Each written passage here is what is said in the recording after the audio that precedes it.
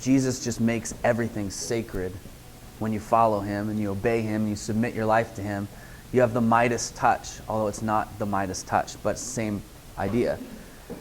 Walking and abiding in Jesus, everything you touch gets influenced by the kingdom and overtaken by the glory of God. Which is why it's important that we learn to abide, because it gives us freedom to live.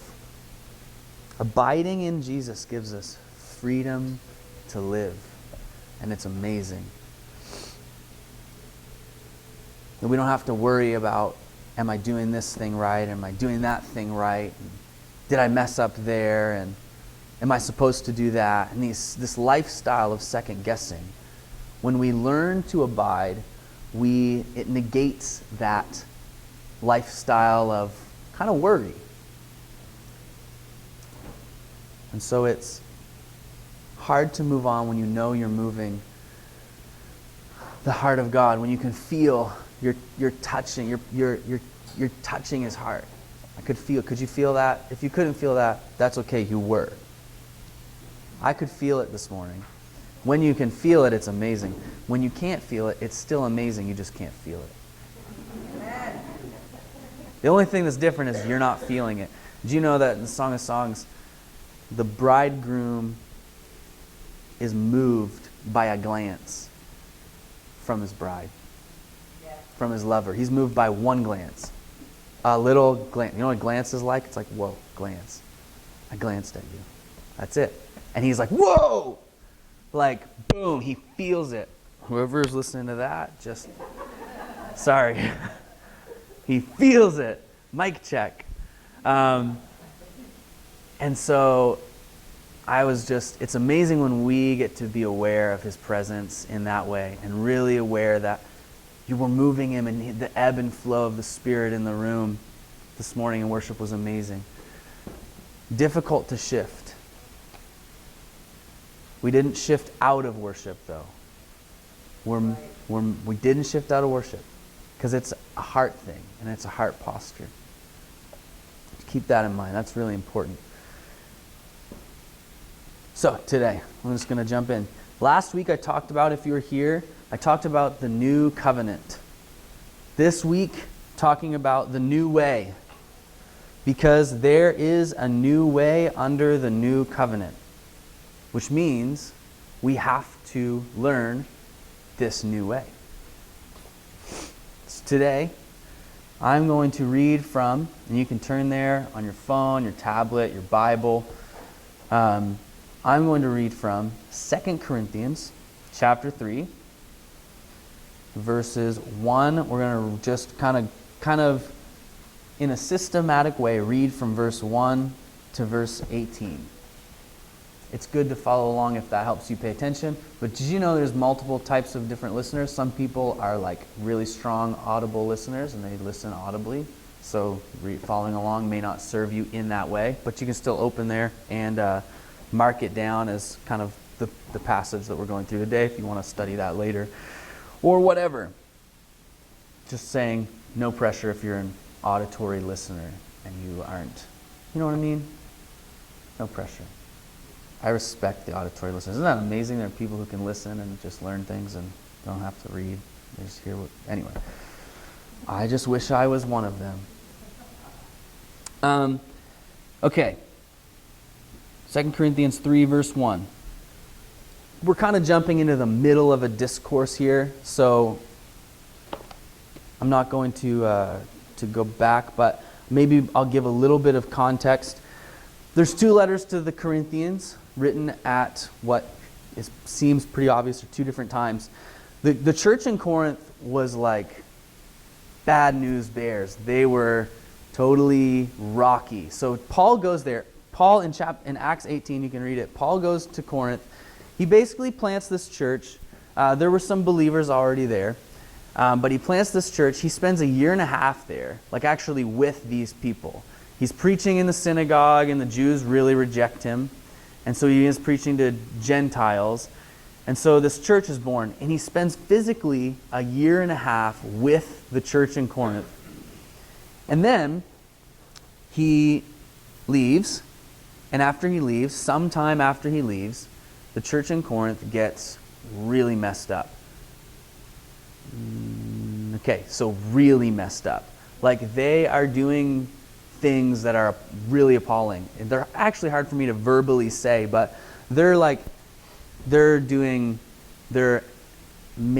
having intercourse with the temple prostitutes, and they're claiming Christ at the same time. I'm a Christian, but I'm also worshiping these false gods in really, I made sure there was no kids, right? Okay, great. So they're doing all these really awful things. They're creating basically classes within their church where some people are very obviously lesser than this other class of people, right? And in the kingdom, that gets eradicated. Right. But this church is not living at all like they're supposed to be living. So Paul addresses this. Beyond that, a big thing with the church in Corinth is Paul came. So imagine you're Paul. You do a year and a half with these people and you're teaching them all about Jesus and the way, the new way of living under the new covenant for Gentiles, for Jews, anyone, people are getting saved. You do a year and a half, and then after you leave, these other guys, Paul kind of refers to them humorously as super apostles, kind of tongue-in-cheek, because these people come in and the people in Corinth start saying, well, these guys, they wear nicer clothes than Paul did. They're better at public speaking, because Paul wasn't a great public speaker in terms of, I think, probably likely in terms of his charisma. He talks about, like, he intentionally spoke out of weakness. And so after he leaves, these other apostles come in, super apostles, and these people start saying, well, Paul's not that great anyway, and it creates division in the church. And some people are saying, well, we don't follow Paul, we follow Apollos. We don't follow Paul, we follow so-and-so.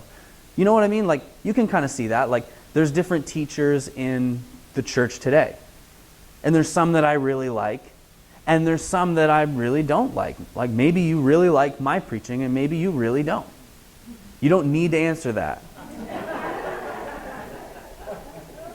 Put your hand up if.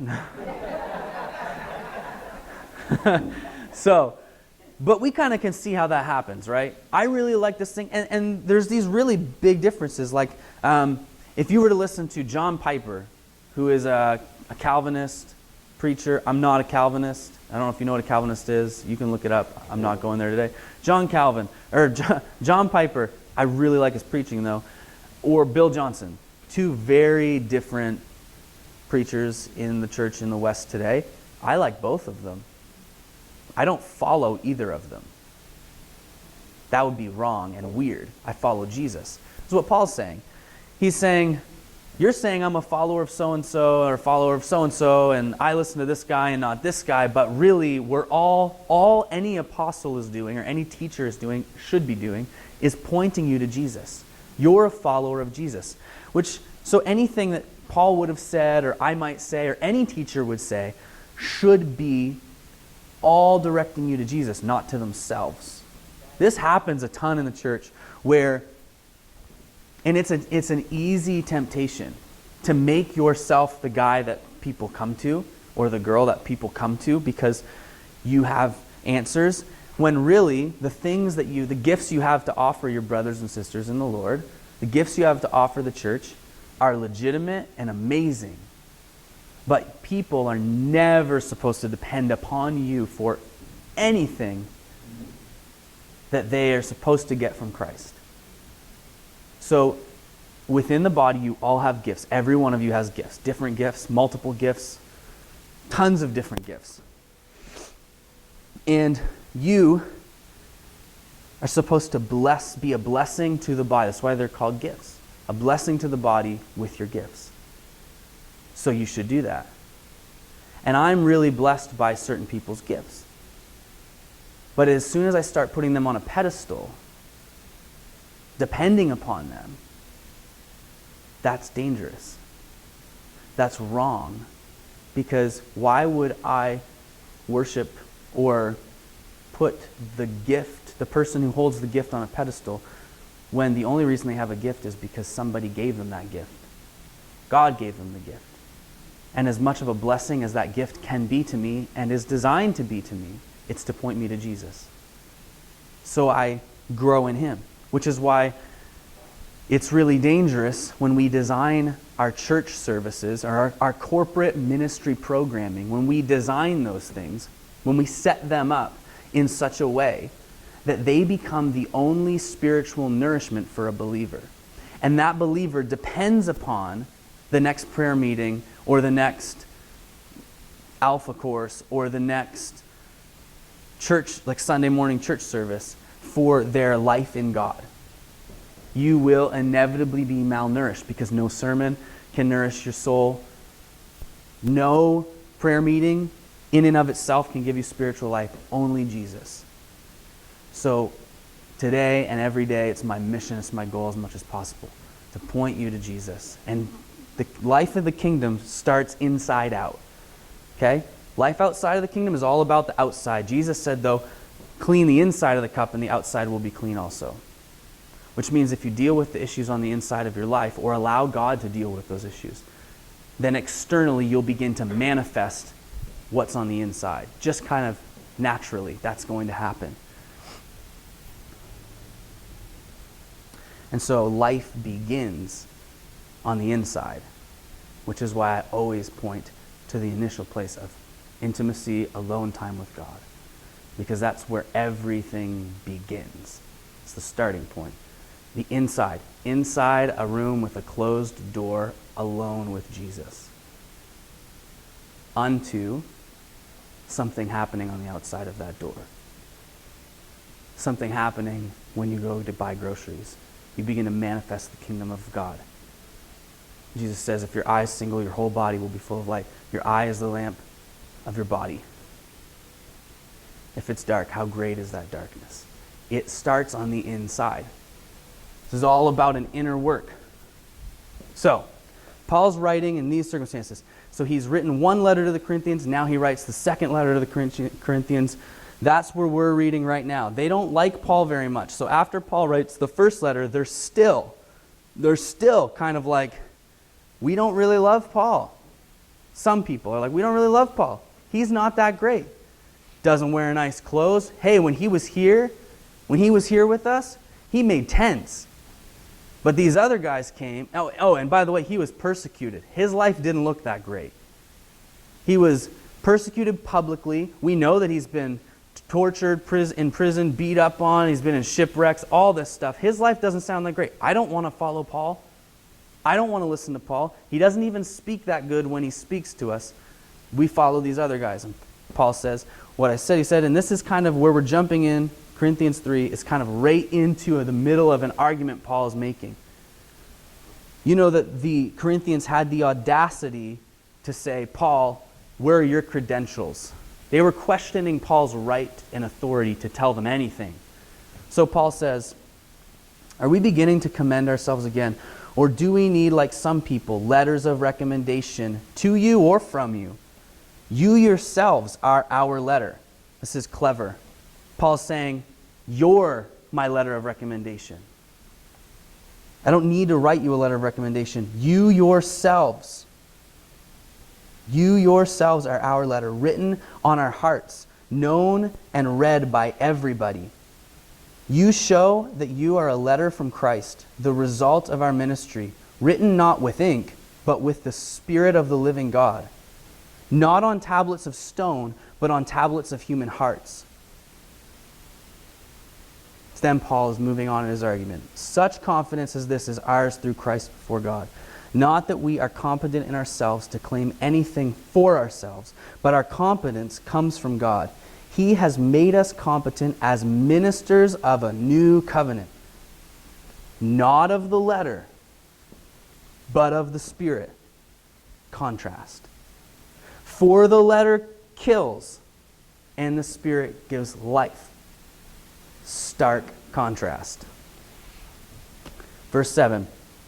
Now, if the ministry that brought death, the ministry of the law, the ministry of the letter that kills, if the ministry that brought death, which was engraved in letters on stone, we're talking about the 10 Commandments, Moses, Israel in the desert, if that ministry that brought death came with glory, because it was from God, so that the Israelites could not look steadily at the face of Moses because of its glory, fading though it was. Will not the ministry of the Spirit be even more glorious? If the ministry that condemns men is glorious, how much more glorious is the ministry that brings righteousness?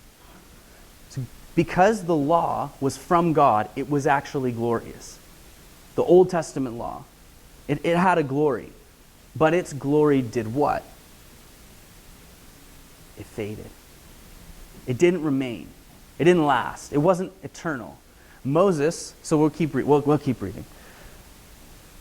Therefore, since we have such a hope, the hope of a glory that does not fade, we are very bold. And Paul's talking about himself and all the apostles. We are not like Moses, who would put a veil over his face to keep the Israelites from gazing at it while the radiance was fading away. But their minds were made dull, for to this day the same veil remains when the old covenant is read. It has not been removed, because only in Christ is it taken away. Even to this day, when Moses is read, a veil covers their hearts. But whenever anyone turns to the Lord, the veil is taken away. Now the Lord is the Spirit, and where the Spirit of the Lord is, there is freedom. And we, so this is my key verse, verse 18. Highlight it, underline it, star it, rewrite it in your journal. And we who with unveiled faces all reflect the Lord's glory are being transformed into his likeness with ever increasing glory. Not ever decreasing, ever increasing. One glory was glorious, but it decreased. That's the old covenant. The new covenant increases forever. Let me read this again. We who with unveiled faces, we reflect the Lord's glory. We're being transformed into his likeness with ever increasing glory, which comes from the Lord, who is Spirit. Bam! He's saying this to the Corinthians. He is saying these words to the Corinthians because we always ask, why is he saying this? What is he saying? And who is he saying it to? He's saying this because it's true, but it doesn't look true in their lives. Make sense? Something can be true, but it doesn't look true in my life. I'm living out of alignment with what is true and right and holy and good and what is of God. Because there is a new covenant, and under that new covenant, there is a new way. Okay. But what does that way require? What does that way look like? What is the new way of living? So if I put my faith in Jesus, whether I like it or not, I come under the new covenant, which means there's a new way of life for me. Right? Brand new way of life.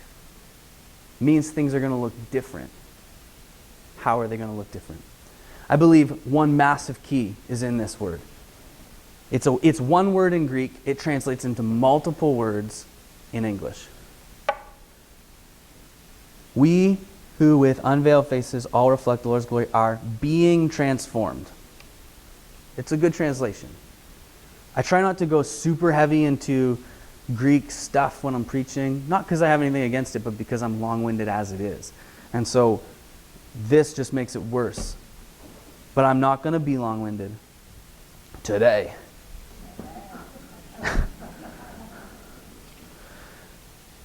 So, where was this here? Okay. The word that is translated being transformed is metamorphumetha in the Greek. Now in the Greek works like the Romantic languages, where it's one word in the Greek, it becomes multiple words for us because English is kind of the worst language to have to speak because it's harder. But, so one word and the end of the word tells us a lot of things about the word, okay? So it's a verb. We understand metamorphosis. Most of us would be like, yeah, that makes sense. So this is like where we get this word.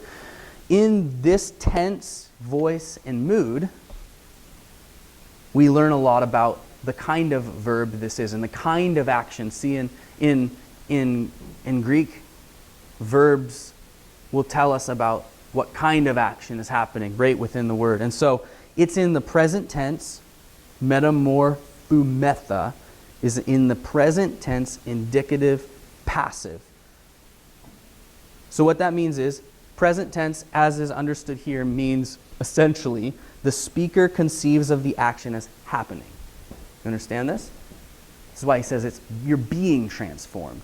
And it's a passive verb, which means that, if something is happening to me, I'm not really in control of it. The subject is passive.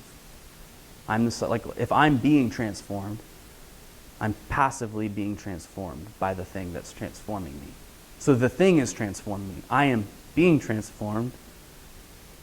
It's just happening. Does that make sense? It's just happening. So how do we live in this new way? Paul basically says, it's happening. You're being transformed. To the Corinthians, who have all but spit in Paul's face, we're practicing communion, getting drunk, treating people really poorly who are poor in the church, and now rejecting Paul. Paul says, you're being transformed. That's awesome.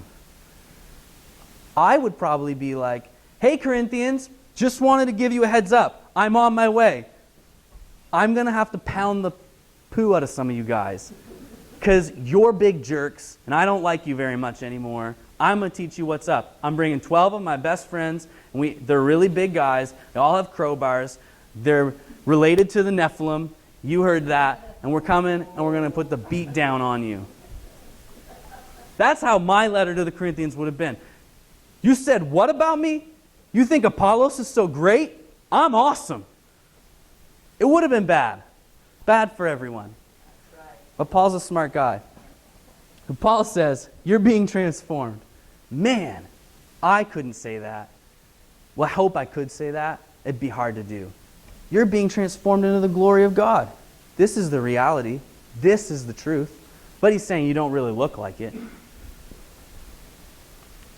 Key here. You're being transformed means you're not doing anything. Nothing. So what can we learn about this new way? Free gift. You don't do anything. How do you live in the new way? You don't do anything. You let it happen. You're like, man, you're a weirdo. Because then what do? You mean I'm saved, so I just sit in a chair with my eyes rolled in the back of my head and I just... No, that would be super weird. I mean, sometimes that's what... I know, I'm just kidding. The eyes rolled back in my head doesn't happen. That I know of. I think that'd be weird, but maybe not. Maybe it happens to you, so no judgment from me. So, there is a new way under the new covenant. It requires no work from you. Only faith in who He is and what He's accomplished. Okay. Say it again. You can write it down. There's a new way under the new covenant. And it requires no work from you. Only faith in who He is and what He's done. Man, it sounds like a pretty good way to live, doesn't it? It really requires very little from me, except I just believe and I trust Jesus and seriously, that's it. Why do we struggle so hard against this? Why is there such a buildup in the fabric of our being that we can't learn to live this way? Paul had to write 2 letters to these people. And he may have to write 5 or 6 to me for me to get it. Who knows how many letters might Paul have had to write to me before I got it? Because it's great to say, there's a new way under the new covenant. It requires no work, only faith in Him. But that doesn't just happen.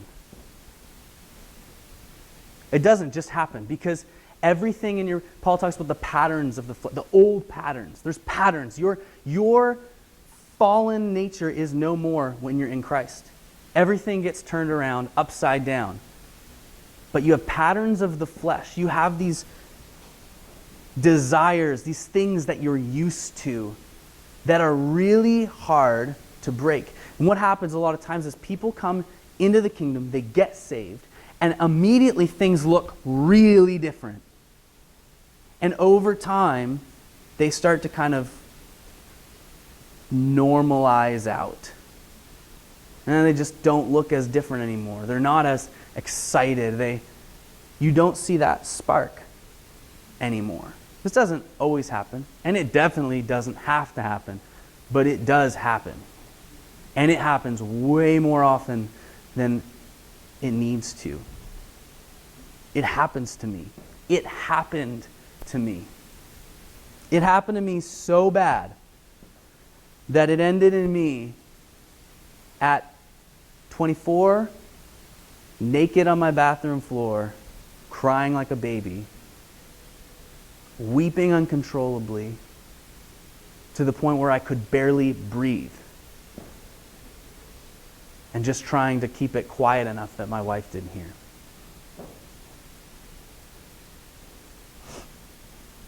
I worked at a church that was,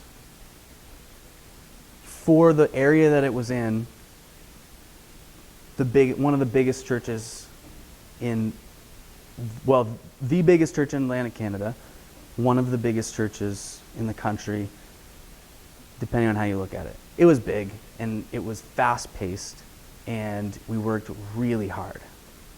Everything that follows in this story of mine is in no way an indictment on that church or its leadership at all.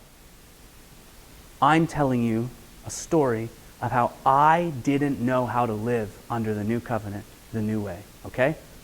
Me, I didn't understand it. So I worked at this church, and I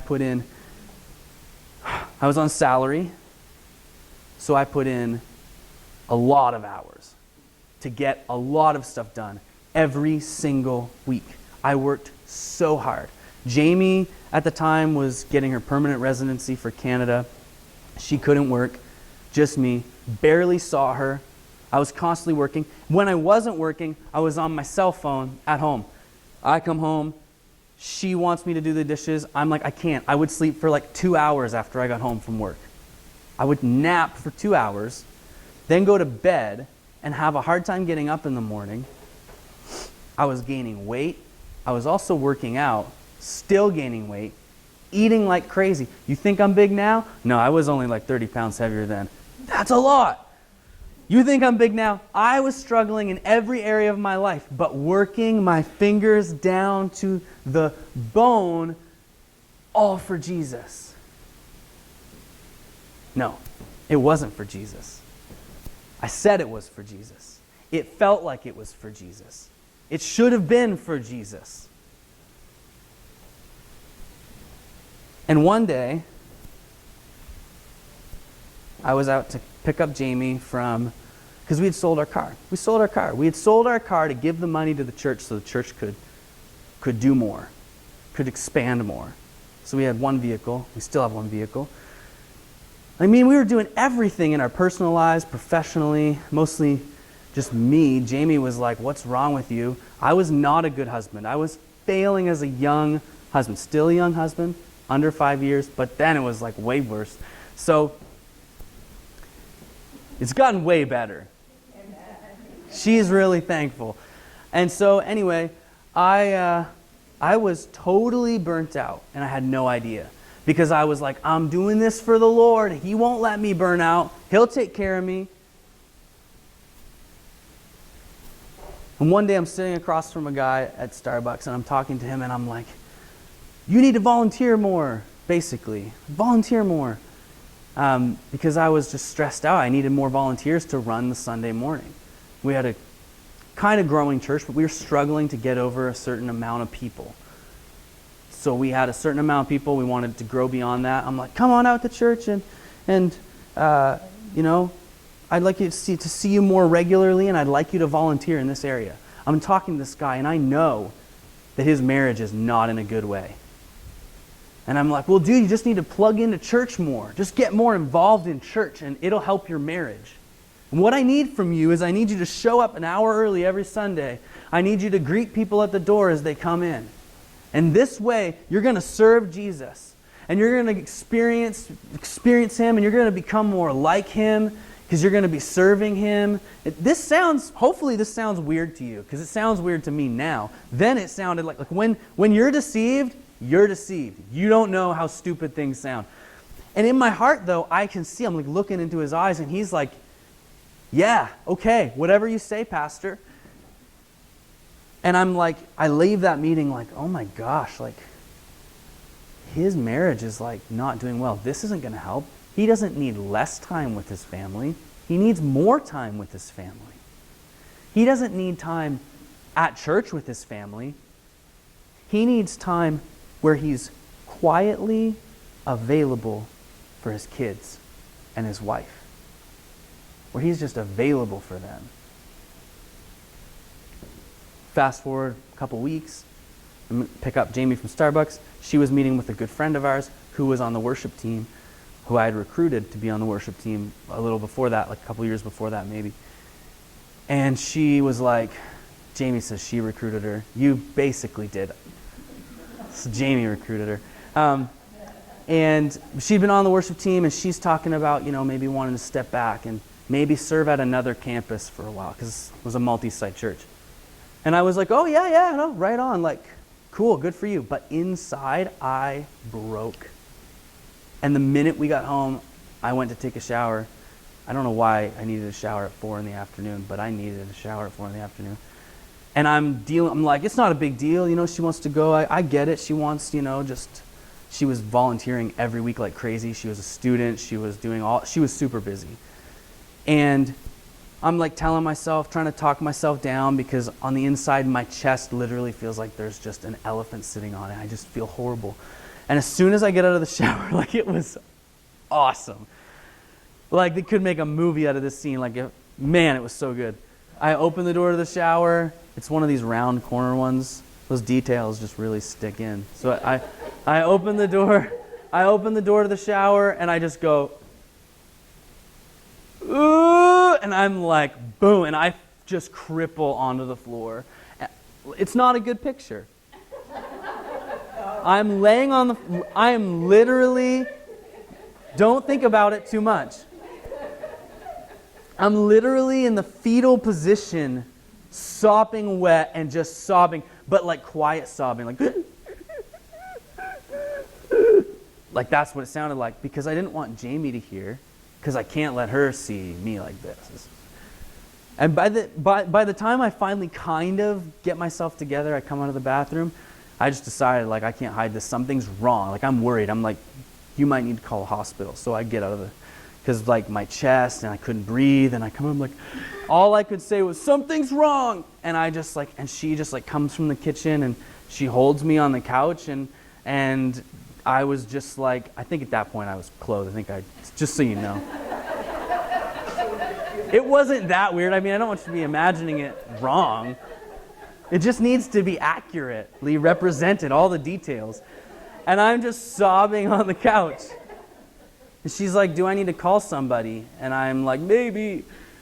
And then eventually, she starts praying for me, and eventually I calm down from whatever the heck that was.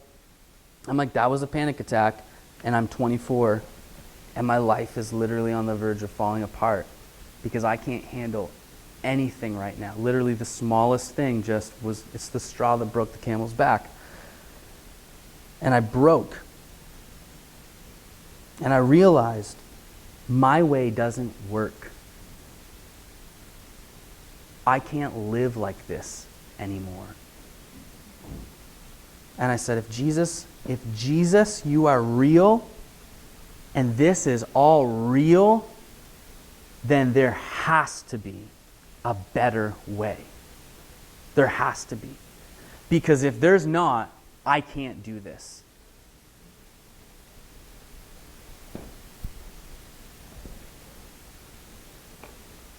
See, everything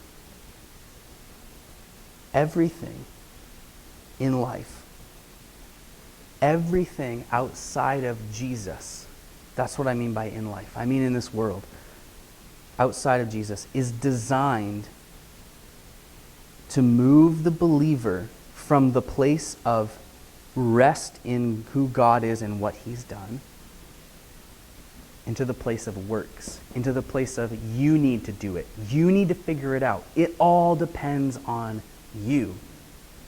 Everything in life.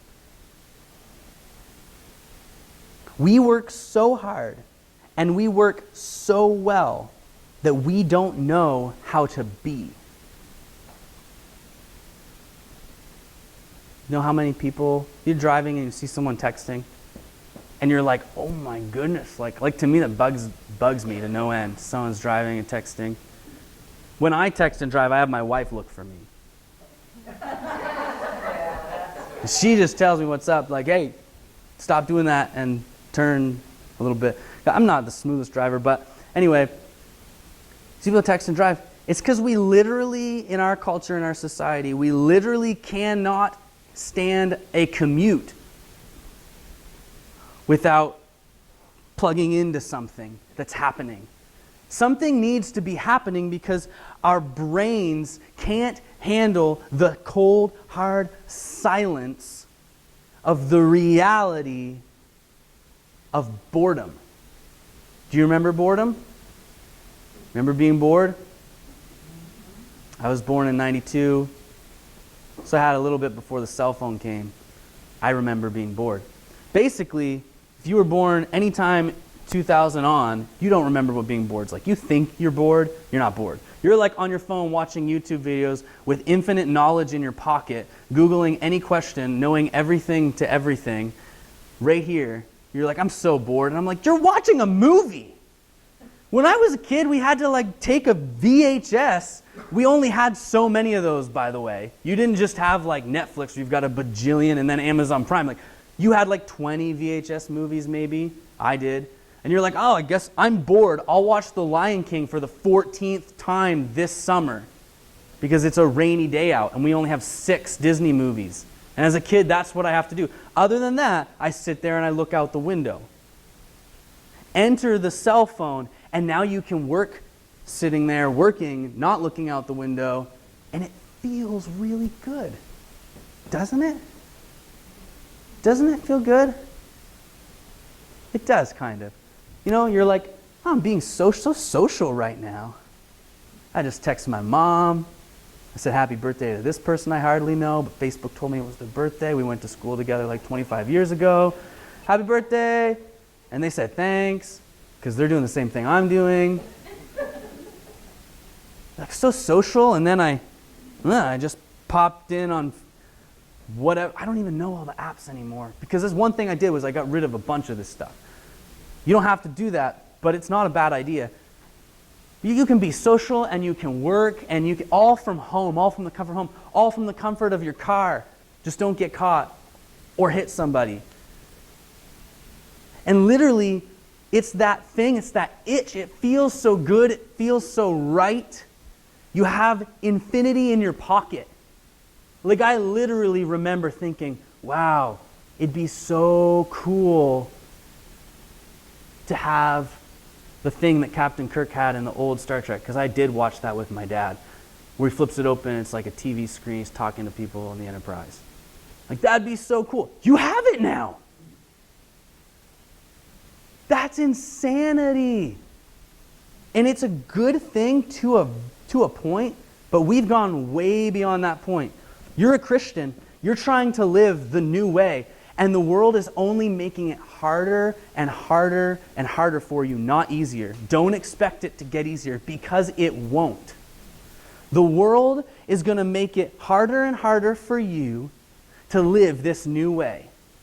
And it's going to do everything it can to feed off of those old patterns of the flesh, to pull you out of the place of no works, faith in Jesus, resting in who he is, into the place of it all depends on me.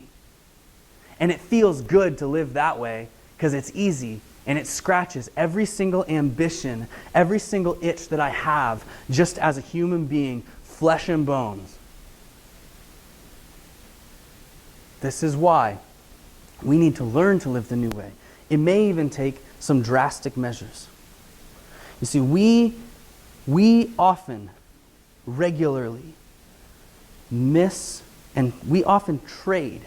We trade the simplicity of sonship for the complexity of slavery, where every act is measured and weighed out because we like to be able to measure things. Every act is measured and weighed out to determine our value. And the truth is simply that this is not the way of Jesus, and it is going to kill you. Maybe slow, maybe fast. It's an inevitable death of your soul. Because you can actually have sonship and live like a slave. What happens in verse 17? Now we love this verse in the church. We love it. Now the Lord is Spirit. Where the Spirit of the Lord is, there's freedom. You're a slave to Christ means you get freedom. Anything outside of that is total slavery and bondage. Christ is the only good master. If you're a slave to your phone, it's not a good master. Period. You're a slave to work, not a good master, which probably makes you a slave to your phone. Everything kind of just makes you a slave to your phone. You can live life on your phone. I'm not totally against phones, just to clear that up in case you might be thinking, this guy really hates phones. What a weirdo. Does he work for some anti-tech company where they just want to print everything on paper again? What's the secret agenda here? There is no secret agenda. I am saying it openly. The way of Jesus. Jesus calls us into a completely new way. The new way actually takes intentionality. It takes practice. It takes focus. It's a process. It's a process that we call, in Christian language, sanctification. Maybe you've heard the word spiritual formation. I like the process of being perfected in love. Learning to live under the new covenant, the new way, is a process. You have to engage with the process. So I say there is no work. I mean it. There is no work for you to do.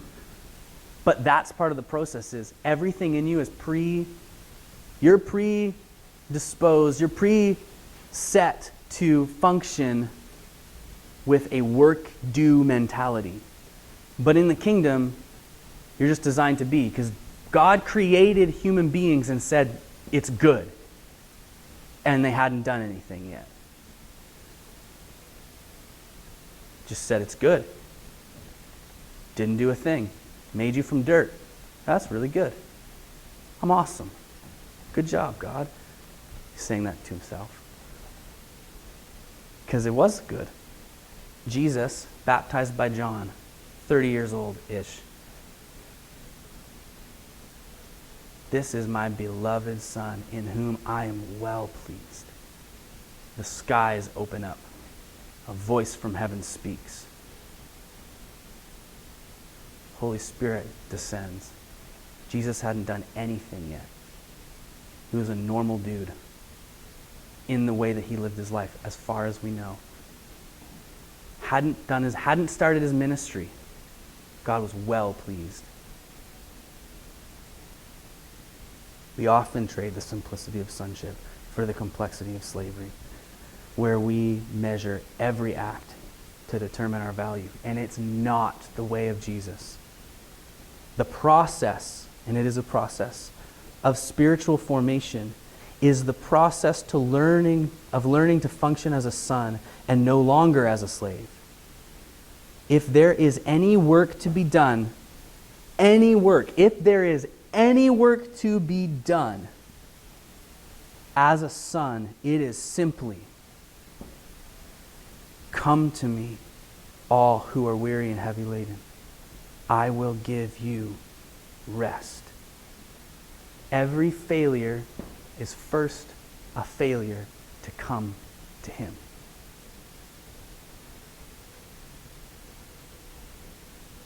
He says, come to me because you are functioning outside of him, which puts you under the new covenant trying to function the old way. He says, come to me. I will give you rest. And he says, you're going to find out about my character. I'm gentle and I'm kind. Easy to please. Learn of me. That's what he says. In the place of rest. Then he says, learn of me. What does that mean? Learn what I'm like. Learn how I do life.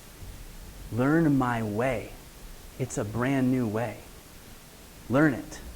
That's all you have to do. Just learn of me while resting in me. What are you going to learn about him? Jesus only defines his own character once. He says he's gentle and kind. That should blow your mind, because we often miss that. We think a lot of other things about God's character. Not that there aren't other elements to his character, but when Jesus had the opportunity to tell you point blank what he's like, that's what he said. Learn of me. Then he says, you will find rest for your souls. You will find. That follows just come to me. Like a kid. Kids are great because they just don't worry about anything. They don't know there's bills that need to be paid. They don't know how the food got there. They think the grocery store is just a place where they keep all the food and you just go grab it. They don't process through all the money it takes to actually feed them when they're on their 17th hot dog. And they're trying to fill their bottomless legs. You get it? Hollow legs? That's what people said about me. His hollow legs. Clearly not. It started to move this way. You want to live this way. So this is my argument. You want to live the Matthew 11:28-30 way. Come to me. Because that's the only work we can really do. You want to live this way because a failure to do so produces disillusioned kids who miss the opportunity of living in the Father's house. The prodigal son, two sons. We talk about the prodigal son, but there was two sons. Luke 15:28-32. One son shows up from working in the field. His little brother, who had taken his inheritance early, which is horribly insulting, and gone out and squandered it all away on prostitutes, is what it says. The Bible said it, not me. And basically just spit in his father's face, has come back, and his father puts a ring on his finger, a robe on his back, gives him new sandals, slaughters the fattened cow, throws the biggest party he can throw because his son has come home. His other son, he hears the ruckus of this awesome party happening from a ways off as he's coming in from a hard day's work.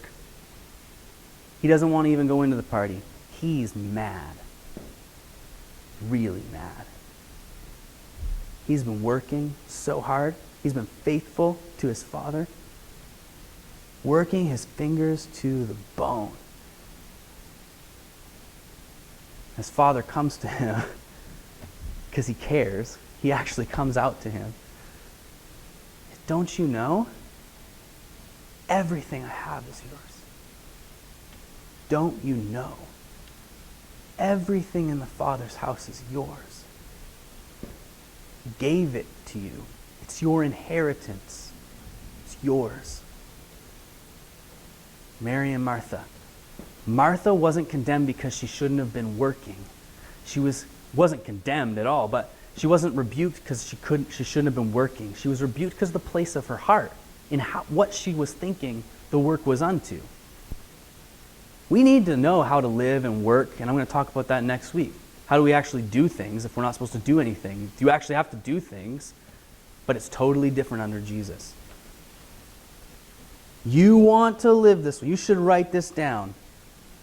It's good. You want to live this new way because a failure to do so produces disillusioned kids who they just miss out. It's a shame. It's a crying shame because they miss out on the opportunity of living in the Father's house with all the Father has. You have, one of my friends used to put it this way, you have fridge rights.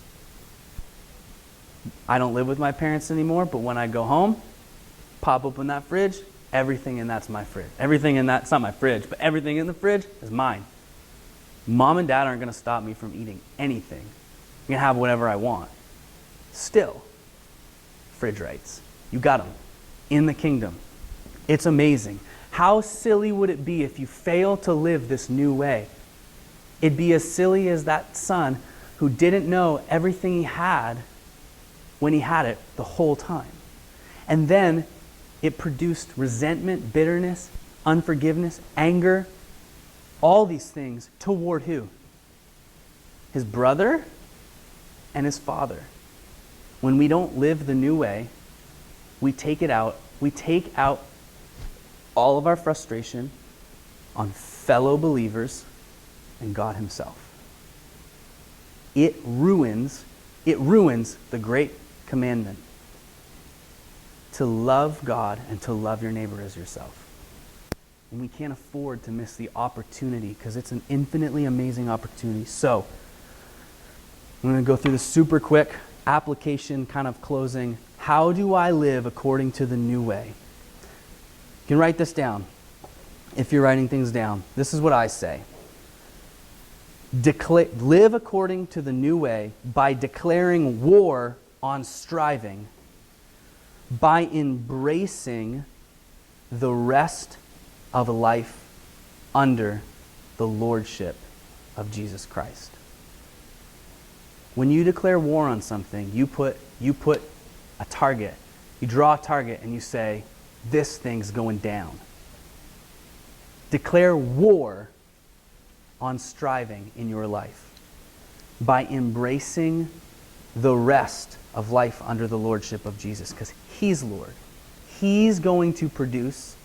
It's the fruit of the Spirit, which means it's the Spirit's fruit, which means you didn't produce it. The Spirit did. The Lord's going to produce it. All you have to do is, like the branch, abide in the vine. And the vine will produce all the sustenance, all the life you need. It may end up looking like you quit your job. Maybe you'll move your family. Maybe you'll sell your car. And you'll simplify your life with radical adjustments to your schedule. I did all of these things. But not all at once. And I didn't do these things out of like, I had a panic attack, so I'm just going to get rid of everything. No. It may look like all these things have to change for you, because when you declare war on something, you're taking radical measures of rest, which sounds awesome. But on the day-to-day, it looks like something so simple. Because on the day-to-day, it just requires slowing down. What do you need to do to slow down? Coming to Jesus with all your worry, fear, shortcomings, and laying everything at his feet and receiving. You need to just position yourself to receive rest so that you can learn his way. It means making time every day to do that.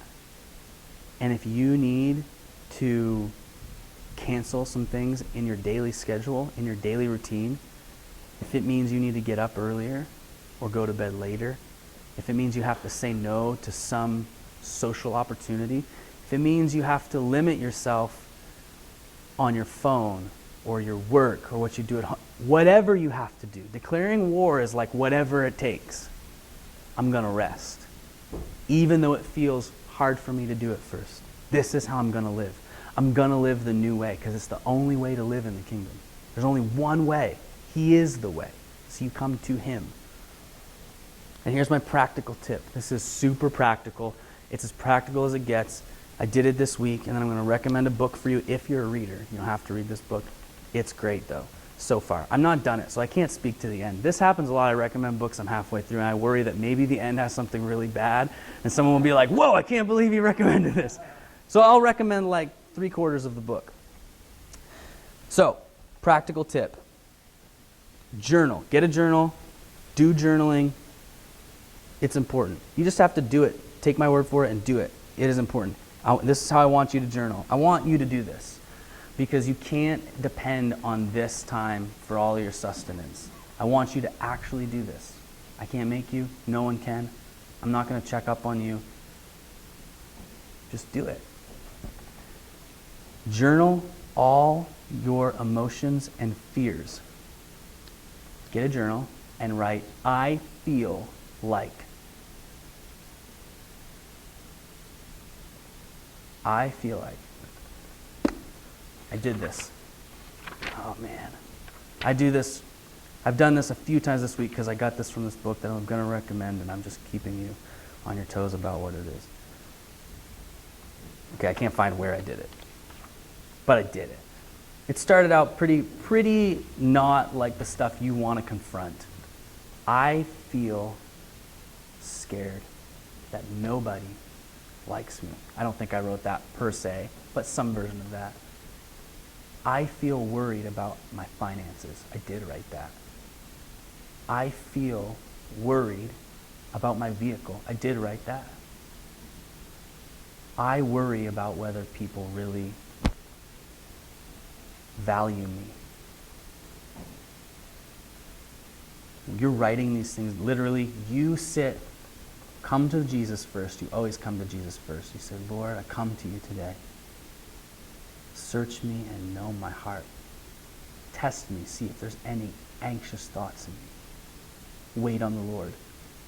Write those anxious thoughts down. I feel like, write them down. And once you've done that, you've confronted it, because you don't have to be ashamed of those things with Jesus. He knows they're there anyway. There's no shame there for him. There's no reason to be ashamed before Jesus in this. You write them down, and then you say, Jesus, I give all of this and all of myself to you. I trust you. I ask you to receive all of my fear. That's it. Do that often as you confront these things. Take his yoke. What you're doing is you're giving him your yoke and you're taking his. And his yoke is what? It's easy and it's light.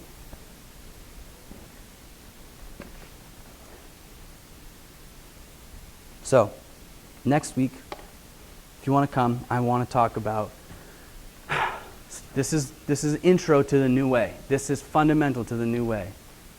Declare war on this stuff. Learn rest. It is a process. Next week I want to talk about, because you may be asking, how do we actually work or get anything done in the kingdom of God? And I want to talk about that, because that's a good question with a great answer. And I think it'll encourage you to have the answer to that question, if you don't already. So, today, if you would like ministry, if you would like impartation, if you would like healing, if you're saying, hey, I really need to live this way and I haven't been, we want to pray for you. So if you're on the prayer team, you can come up here and we'll pray for you, whatever needs you have, but especially if you want to respond to the sermon. Oh, the book. Yeah, the book is Invitation to Silence and Solitude. Or is it Solitude and Silence? Jill's reading it too, or read it. Invitation to Silence and Solitude by Ruth Haley Bartlett.